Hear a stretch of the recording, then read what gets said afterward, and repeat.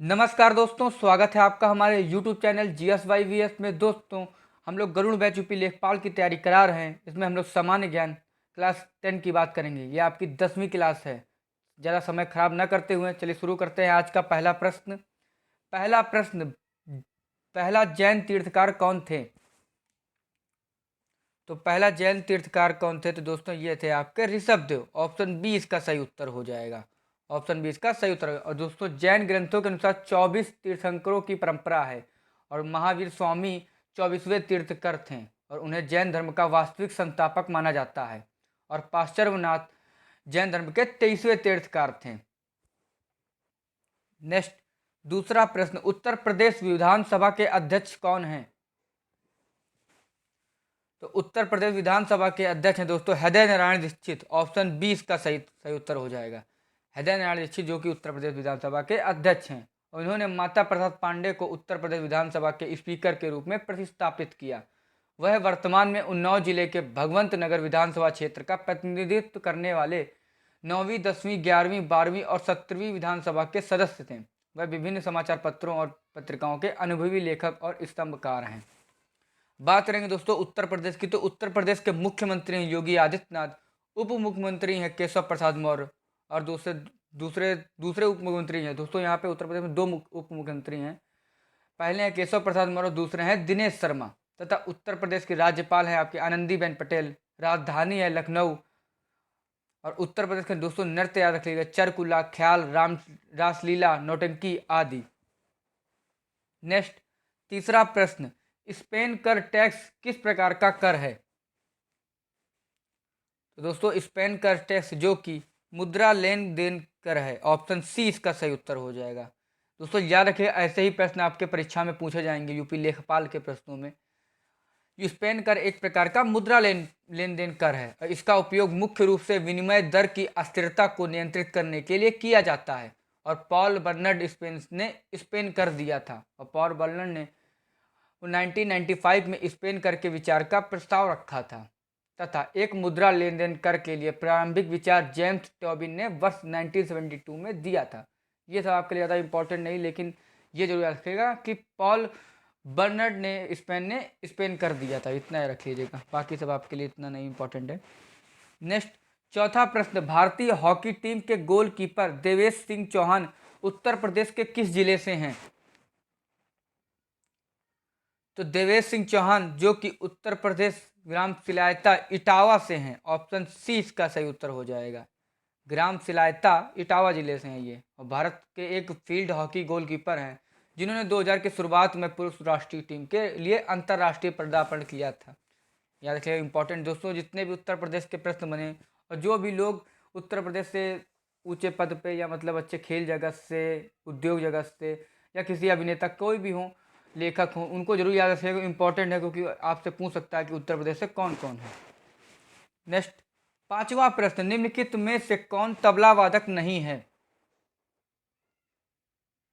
तो दोस्तों तबला वादक नहीं है तो वो हो जाएंगे आपके रामदास शर्मा। ऑप्शन सी इसका सही उत्तर हो जाएगा। आपके पंडित किशन महाराज, ये आपके पंडित किशन महाराज एक भारतीय तबला वादक थे जो हिंदुस्तानी शास्त्रीय संगीत के बनारस घराने से संबंधित थे। इंपॉर्टेंट दोस्तों याद रखिएगा सभी। जाकिर हुसैन भी आपके एक हुसैन तबला वादक हैं। ये उस्ताद अल्लाह रखा के सबसे बड़े पुत्र और एक भारतीय तबला गुड़ी संगीतकार, ताल वादक, संगीत निर्माता और फिल्म अभिनेता हैं। और अहमद खान थिरकवा ये भी आपके भारतीय तबला वादक जिन्हें 20वीं शताब्दी का सबसे प्रमुख तबला वादक माना जाता था। इंपॉर्टेंट है, याद रख लीजिएगा। नेक्स्ट, छठा प्रश्न, रामनाथ कोविंद भारत के कौन से क्रम के राष्ट्रपति हैं? तो दोस्तों रामनाथ कोविंद जो कि जुलाई 2017 से भारत के 14वें राष्ट्रपति हैं। ऑप्शन सी इसका सही उत्तर हो जाएगा। 14वें राष्ट्रपति तथा वर्तमान में भी ये राष्ट्रपति हैं। ये सेवारत भारतीय राजनीतिक हैं। इन्होंने 2015 से 2017 तक बिहार के 26वें राज्यपाल के रूप में कार्य किया और ये कानपुर से बिलोंग करते हैं उत्तर प्रदेश में। और वह 1994 से 2006 तक राज्यसभा के सदस्य भी रहे हैं। इन्होंने भारत के राष्ट्रपति के रूप में प्रणब मुखर्जी का स्थान लिया था। दोस्तों अन्य भी आपको याद रखने, अगर सभी को याद रखना है तो एक तरह से दोस्तों जैसे पहले नंबर पर है राजेंद्र प्रसाद जो इन्होंने 1950 से 1962 तक थे सर्वपल्ली राधाकृष्ण आपके दूसरे थे, इन्होंने 1962 से 1967 तक, तथा जाकिर हुसैन आपके 1967 से 1969 2 साल के लिए, और वीवी गिरी आपके 1969 से 1974 तक, मोहम्मद हिदायतुल्लाह ये आपके 1965 से मात्र 35 दिनों के लिए थे, और फखरुद्दीन अली अहमद ये आपके 1974 से 1977 तक थे, तथा नीलम संजीव रेड्डी ये आपके 1977 से 1982 तक थे, तथा इसके बाद ज्ञानी जेल सिंह ये आपके 1982 से 1987 तक थे, और रामा स्वामी वेंकट रमन ये आपके 1987 से 1992 तक थे, तथा शंकर दयाल शर्मा ये आपके 1992 से 1997 तक थे, और इसके बाद के आर नारायण ये आपके 1997 से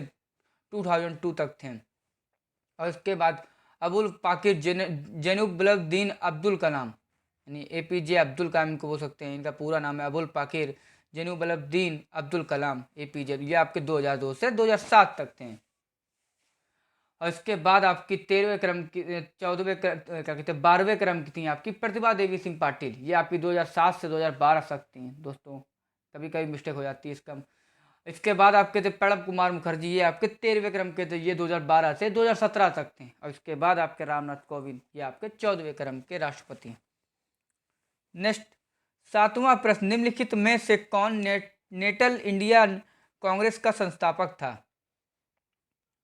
तो नेटल इंडियन कांग्रेस के संस्थापक थे दोस्तों महात्मा गांधी, ऑप्शन बी इसका सही उत्तर हो जाएगा। महात्मा गांधी ने नेटल भारतीय कांग्रेस की स्थापना 1894 याद रखिएगा 1894 में किया था, महात्मा गांधी राष्ट्रपिता ने किया था दोस्तों। अन्य भी हैं, उनको याद रखिएगा जो संगठन है उनके नाम तथा उस संस्थापक कौन है। जैसे गदर पार्टी की स्थापना संस्थापक हैं लाला हरदयाल और काशीराम, तथा ब्राह्मो समाज की स्थापना की थी राजा राम मोहन राय, और रामकृष्ण मिशन की स्थापना स्वामी विवेकानंद ने। आर्य समाज की स्थापना स्वामी दयानंद सरस्वती ने। इंपॉर्टेंट है दोस्तों, जितने भी प्रश्न बता रहा हूँ आपके इनमें से एक प्रश्न आपका यूपी लेखपाल में जरूर आएगा। तथा फॉरवर्ड ब्लॉक की स्थापना आपकी नेताजी सुभाष चंद्र बोस ने की थी, और भारतीय राष्ट्रीय कांग्रेस की स्थापना A.O. ह्यूम ने 1885 में की थी, याद होगा इंपॉर्टेंट है। हिंदू महासभा की स्थापना मदन मोहन मालवीय ने की थी, और होम रूल की स्थापना एनी बेसेंट और बाल गंगाधर तिलक ने की थी, तथा विश्व भारती की स्थापना रविंद्रनाथ टैगोर और अभिनव भारत की स्थापना वीर सावरकर ने की थी।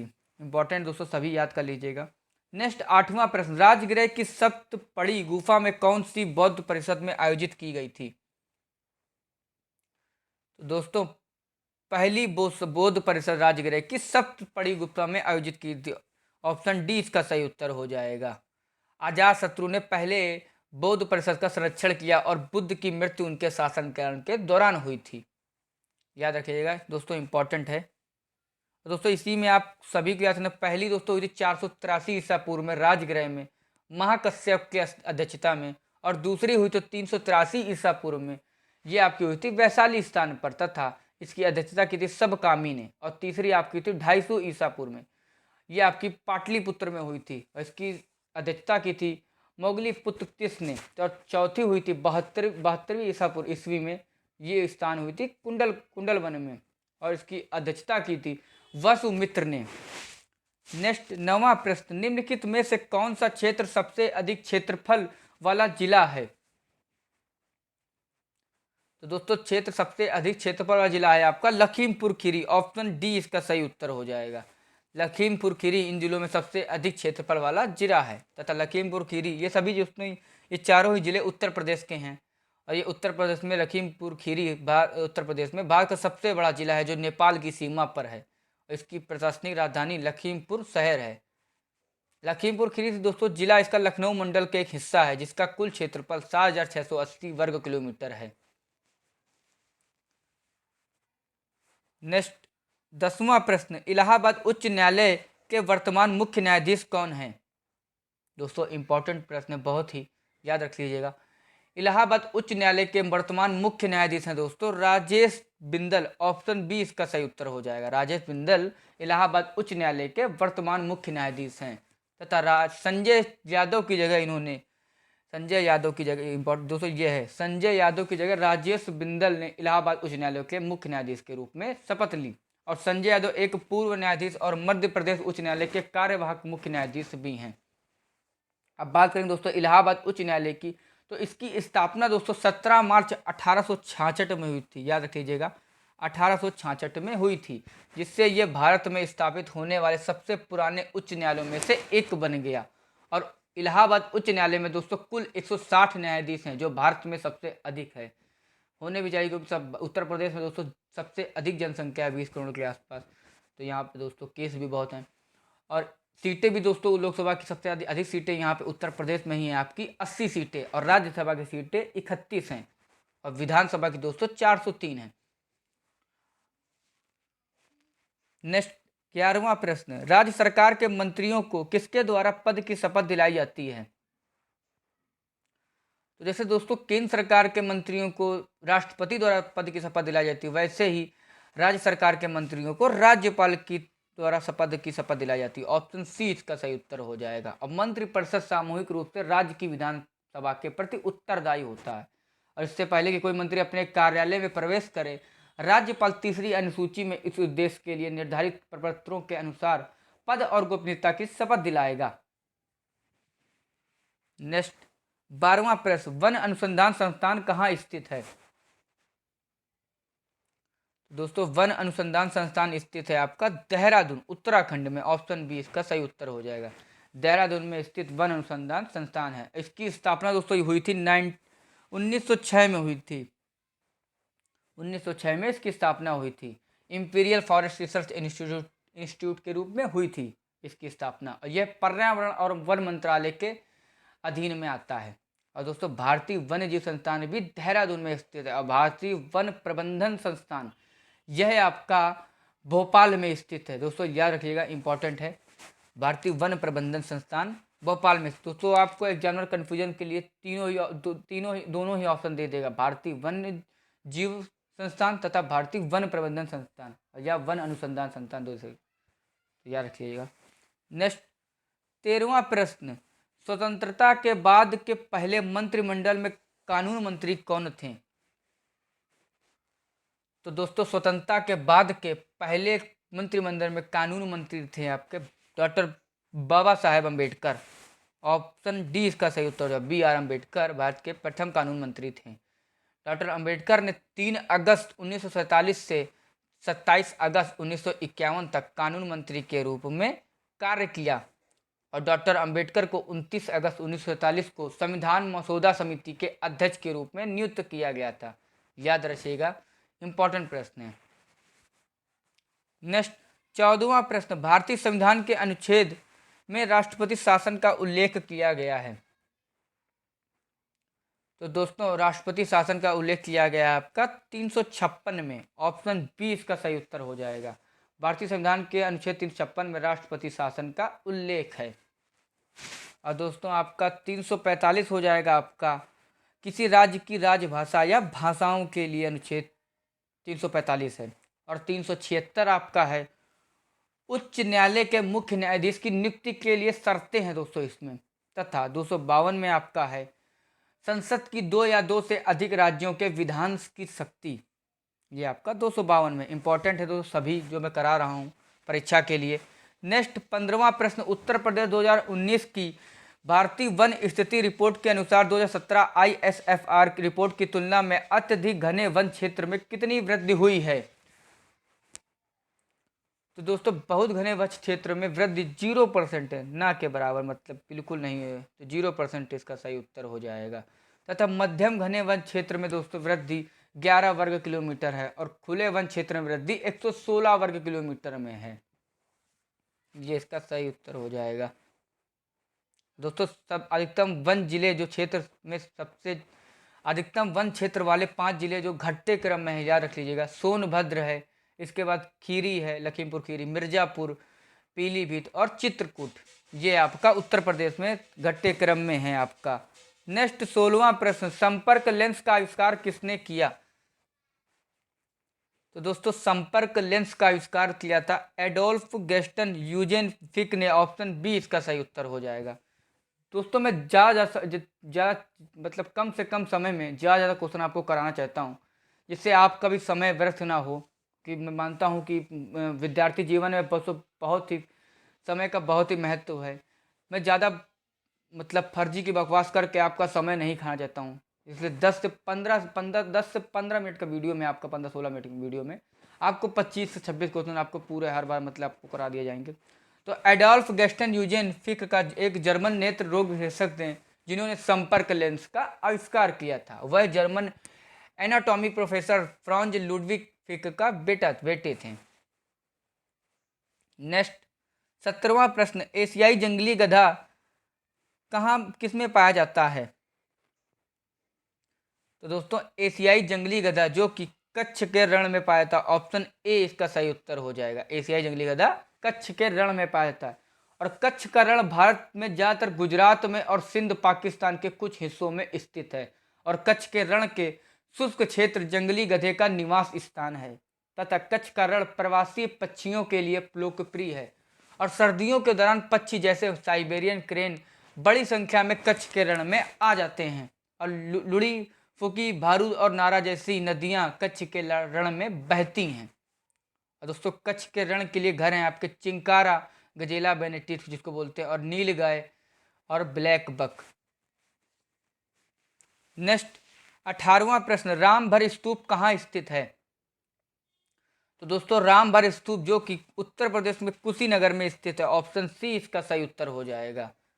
यह एक प्रसिद्ध बौद्ध स्थल है जो गंडक नदी के तट पर स्थित है। भगवान बुद्ध ने अपना अंतिम उपदेश उत्तर प्रदेश के कुशीनगर में जिले में दिया था आपका, और ऐसा माना जाता है गौतम बुद्ध ने अपनी मृत्यु के बाद यहाँ परिनिर्वाण प्राप्त किया था। और दोस्तों लुम्बिनी ये आपका नेपाल के कपिलवस्तु जिले में स्थित है, और भगवान बुद्ध का जन्म लुम्बिनी में हुआ था, याद रख लीजिएगा, इंपॉर्टेंट है।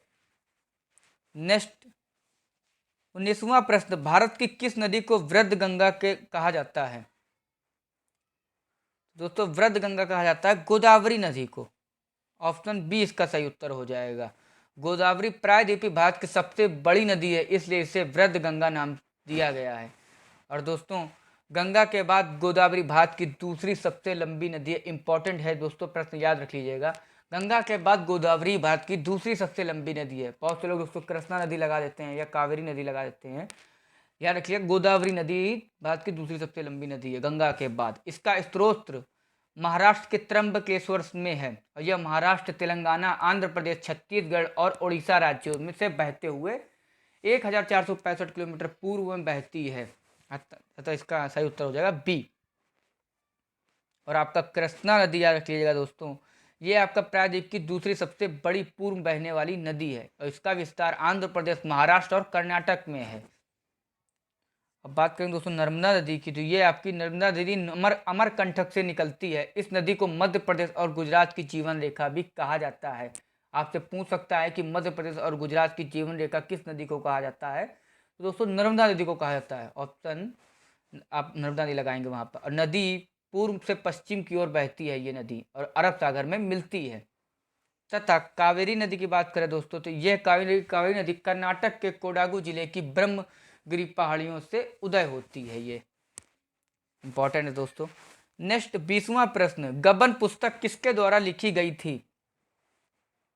दोस्तों आप सभी को पता होगा, आधे ज़्यादा लोगों को, कि गबन पुस्तक प्रेमचंद्र के द्वारा लिखी गई थी, मुंशी प्रेमचंद के द्वारा लिखी गई थी, ऑप्शन सी इसका सही उत्तर हो जाएगा। यह पुस्तक 1931 में मुंशी प्रेमचंद द्वारा लिखी गई थी। प्रेमचंद दोस्तों प्रेमचंद का मूल नाम था मुंशी प्रेमचंद का धनपत श्रीवास्तव। आपसे पूछ सकता है, इंपॉर्टेंट प्रश्न है कि आप आपसे ये भी पूछ सकता है कि धनपत श्रीवास्तव किसका मूल नाम था? तो ये प्रेमचंद का, या पूछ सकता है प्रेमचंद का मूल नाम क्या था? तो धनपत श्रीवास्तव। और प्रेमचंद का जन्म 31 जुलाई 1880 को हुआ था।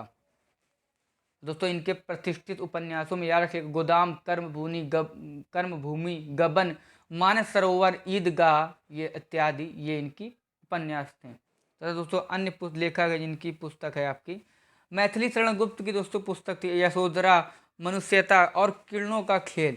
तथा सूर्यकांत त्रिपाठी की है प्रभावती, निरुपमा, चमेली, चोटी की पकड़। और महादेवी वर्मा की है संभाषण श्रृंखला की कड़ियाँ, विवेचनात्मक गद्य। दोस्तों 21वां प्रश्न, भारत छोड़ो का नारा किसने गढ़ा था? तो भारत छोड़ो का नारा दोस्तों इसका सही उत्तर हो जाएगा गढ़ा था दोस्तों यूसुफ मेहर अली। ऑप्शन बी इसका सही उत्तर होगा। दोस्तों आप सोच सकते हैं कोई लगा कि महात्मा गांधी लगा सकते हैं यहाँ पर, तो दोस्तों किसने गढ़ा था पूछा था, तो ये यूसुफ मेहर अली ने गढ़ा था। प्रतिष्ठित भारत छोड़ो का नारा समाज सेवी कांग्रेस नेता और 1942 में भारतीय राष्ट्रीय आंदोलन के कम ज्ञात नायक यूसुफ मेहर अली द्वारा गढ़ा गया था। वह national militia, Bombay youth league और कांग्रेस सोशलिस्ट पार्टी के संस्थापक भी थे। आपसे इंपॉर्टेंट प्रश्न है दोस्तों, कांग्रेस सोशलिस्ट पार्टी के संस्थापक थे यूसुफ मेहर अली। दोस्तों अन्य है जैसे भारत में स्वतंत्रता सेनानियों द्वारा प्रसिद्ध नारे दोस्तों, जैसे कि महात्मा गांधी के द्वारा लिखा था दोस्तों करो या मरो। ये दोस्तों आपका यूपी ट्रिपल एससी पेट में ये प्रश्न पूछा गया था, याद रखिएगा, इंपॉर्टेंट प्रश्न सभी। पंडित जवाहरलाल नेहरू द्वारा इनका नारा था दोस्तों पूर्ण स्वराज तथा who lives if India dies और आराम हराम है। ये दोस्तों पंडित जवाहरलाल नेहरू द्वारा नारा दिया गया था। तथा लाला लाजपत राय द्वारा दोस्तों किया था मेरे शरीर पर लाठी से मारना ब्रिटिश शासन के ताबूत की कील साबित होगा। तथा इसके दूसरा इनका नारा था साइमन वापस जाओ। नेक्स्ट सुभाष चंद्र बोस द्वारा दोस्तों नारा था जय हिंद। तथा दिल्ली चलो तुम मुझे खून दो मैं तुम्हें आज़ादी दूंगा। ये इनका नारा था सुभाष चंद्र बोस का। नेक्स्ट 22वां प्रश्न, बौद्ध धर्म में त्रिरत्न का क्या अर्थ है? तो दोस्तों बौद्ध धर्म में त्रिरत्न का अर्थ है दोस्तों बुद्ध, धम्म या इसको धर्म बोलते हैं, संघ। ऑप्शन सी इसका सही उत्तर है, बुद्ध, धम्म या धर्म, संघ, ये सही उत्तर हो जाएगा। और संस्कृत में त्रिरत्न का अर्थ होता है दोस्तों तीन रत्न, बुद्ध, धम्म यानी धर्म, उनकी रत्न शिक्षा, और संघ यानी उन सभी का समुदाय जो शिक्षाओं का पालन करते हैं। नेक्स्ट 23वां प्रश्न, उत्तर प्रदेश के निम्नलिखित में से किस स्थान पर हर्षवर्धन ने एक बौद्ध महासम्मेलन का आयोजन किया था? दोस्तों उत्तर प्रदेश में हर्षवर्धन ने प्रयाग, ऑप्शन बी इसका सही होगा, प्रयाग में एक बौद्ध महासम्मेलन का आयोजन किया था। प्रयाग इसको दोस्तों इलाहाबाद के नाम से पहले जानते हैं हम लोग, प्रयागराज। और उसी वर्ष प्रयाग में कन्नौज जनसमूह के बाद एक और शानदार सभा हुई थी उसी वर्ष, तो इसी वर्ष जब हर्षवर्धन ने एक बौद्ध महासम्मेलन का आयोजन किया था। नेक्स्ट 24वां प्रश्न, रागनी ढोला स्वांग उत्तर प्रदेश के लोकगीत हैं, मतलब किस क्षेत्र के लोकगीत हैं बताना है आपको। तो रागनी ढोला स्वांग उत्तर प्रदेश के दोस्तों पश्चिमी क्षेत्र के लोकगीत हैं। ऑप्शन ए इसका सही उत्तर हो जाएगा। और दोस्तों उत्तर प्रदेश के अन्य लोकगीत याद रख लीजिएगा, कहारवा, यह विवाह के समय कहार जाति द्वारा गाया जाता है। तथा बच्चे के जन्म का जश्न मनाने के लिए सोहर गाया जाता है। और कजरी को सावन मानसून के महीनों में महिलाओं द्वारा गाया जाता है। और कजरी की गायन शैली बनारस घराने से निकटता से जुड़ी हुई है। नेक्स्ट 25वां प्रश्न एंड आखिरी प्रश्न, कन्नौज का युद्ध शेर शाह सूरी और हुमायूं के बीच कब लड़ा गया था? तो दोस्तों कन्नौज का युद्ध शेर शाह सूरी और हुमायूं के बीच लड़ा गया था 1540 में। ऑप्शन डी इसका सही उत्तर हो जाएगा।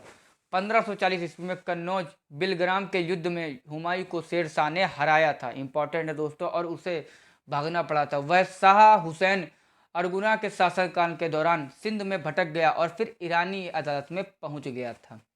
तथा हुमायूं जो कि बाबर का पुत्र था, उसने 1530 ईस्वी में राजगद्दी संभाली थी। दोस्तों आई होप आपको वीडियो अच्छी लगी हो। अगर अच्छी लगे तभी आप इसको लाइक करें, कमेंट करें एंड चैनल को सब्सक्राइब करें। एंड आपसे दोस्तों आपसे वादा वो है कि आप इसको पूरा वीडियो देखें। आप हमको ऐसे जज नहीं कर सकते, मतलब कि आप पूरा देखिए तो एक बार दो बार। आप वीडियो जब तक समझेंगे नहीं तब तक कैसे आपको। फिर दोस्तों ये आपकी सभी क्लासें आपकी फ्री हैं, हम आपसे एक भी पैसा नहीं ले रहे हैं यूट्यूब पे। आपको पूरे बस मन लगा के हम लोग पूरी तैयारी करा रहे हैं आपकी। और ये भी नहीं दोस्तों कुछ भी आपको पेपर में दे दूं, मतलब कि आपको खाली टाइम पास करना है। हम लोग ऐसा कोई भी विचार नहीं। 15 से 20 मिनट की आपकी वीडियो है, इससे ज़्यादा आपके प्रश्न हम लोग कराने की कोशिश करेंगे यूपी लेखपाल के। इसलिए ज़्यादा दोस्तों चैनल को लाइक करें, कमेंट करें एंड सब्सक्राइब करें। दोस्तों हम लोगों का मनोबल बढ़ाएं, और हम लोग जितना आप हमारा मनोबल बढ़ाएंगे उतना ही आपके लिए फ़ायदेमंद साबित होगा, उतना ही हम लोग और जोश से आपके साथ मेहनत करेंगे। और भी दोस्तों हम लोगों के साथ कुछ दिन रुकिए, हम लोग और भी टीचर हम लोग आपके साथ पढ़ाने आएंगे। धन्यवाद।